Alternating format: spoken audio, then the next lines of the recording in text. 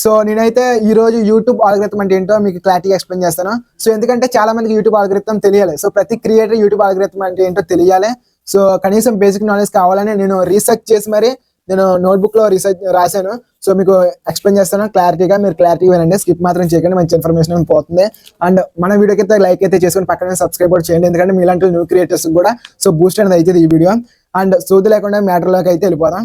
So YouTube algorithm అంటే ఏమిటంటే మీ వీడియోస్ని ఎవరికి రికమెండ్ చేయాలి, ఎంతమందికి చూపించాలి, సో ఇలా యూట్యూబ్ ఆల్గరిథం అనేది సిస్టమ్ డిసైడ్ చేస్తుంది అనమాట. ఇది యూట్యూబ్ ఆల్గరిథం అంటే ఏంటి అనేది. సో దీంట్లో పాయింట్స్ ఉంటాయి, అది మీకు క్లారిటీ చెప్తున్నానండి. ఫస్ట్ పాయింట్ నుంచి CTR అంటే క్లిక్ త్రో రేట్ అనమాట. సో మీ యూట్యూబ్ థంబ్నెయిల్ చూసి ఎంతమంది క్లిక్ చేశారో, సో ఎంతమంది చూసారో, సో ఇలా నోట్ చేసుకుంటుంది అనమాట యూట్యూబ్ ఆల్గరిథం అనేది.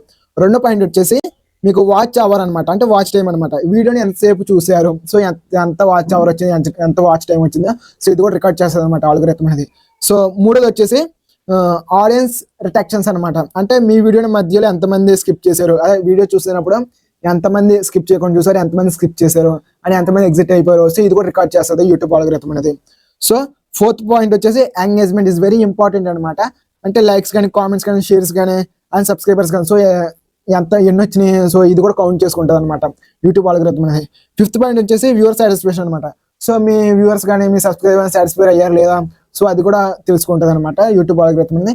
సో ఇంకా ఇలాంటి కంటెంట్ ఇంకా కావాలనుకుంటే మన ఛానల్ సబ్స్క్రైబ్ చేసుకోండి.